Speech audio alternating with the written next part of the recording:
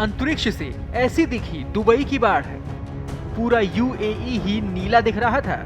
48 घंटों में ही हो गई थी साल भर की बारिश। दुबई में आई बाढ़ की सैटेलाइट तस्वीरें। देखिए तबाही का भयंकर मंजर। संयुक्त अरब अमीरात में पिछले सप्ताह हुई रिकॉर्ड तोड़ बारिश और बाढ़ ने भारी तबाही मचाई थी। इस बारिश के कारण दुबई शहर की कई जगहों में पानी भर गया था। अब नासा ने बाढ़ के बाद और बाढ़ के पहले की सैटेलाइट तस्वीरें जारी की हैं। इन तस्वीरों में दुबई में बारिश के असर को देखा जा सकता है।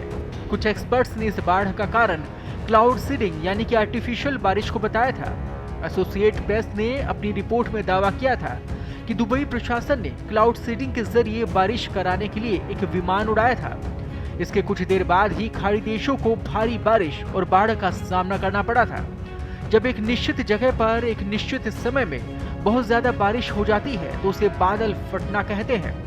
बादल फटना इस बात पर निर्भर करता है कि क्लाउड सीडिंग से कितने बादल जमा हुए हैं।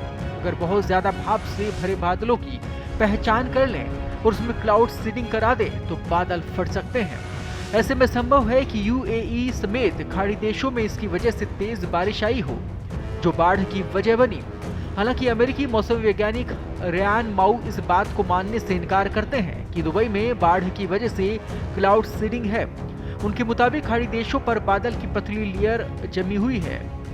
वहां क्लाउड सीडिंग के बावजूद इतनी बारिश नहीं हो सकती कि बाढ़ ही आ जाए। क्लाउड सीडिंग से एक बार में बारिश हो सकती है। इससे कई दिनों तक रुक रुक कर बारिश नहीं होती, जैसा कि वहां हो रहा है। माउ के मुताबिक यूएई और ओमान जैसे देशों में तेज बारिश की वजह क्लाइमेट चेंज है। जो क्लाउड सीडिंग पर इल्जाम लगा रहे हैं उस ज्यादातर उस मानसिकता के हैं जो ये मानते हैं या फिर ये मानते ही नहीं है कि क्लाइमेट चेंज जैसी कोई भी चीज होती है। जहां भी समुद्र की सतह का पानी गर्म होगा वहां की हवा भी गर्म होकर ऊपर उठेगी। इससे उस पूरे क्षेत्र में लो प्रेशर यानी कि एलपी बन जाएगा। इसके अलावा गर्म समुद्री पानी भाप बनकर बदल जाते हैं और बादल बनते हैं और यही बादल उस इलाके में बारिश करते हैं। यानी जहां लो प्रेशर वहां बारिश और जहां हाई प्रेशर वहां सूखा। मौसम वैज्ञानिक माउ बताते हैं कि गल्फ देशों पर बारिश से पहले 3 लो प्रेशर सिस्टम की एक ट्रेन बनी थी जो वहां बारिश और तूफान लेकर आई।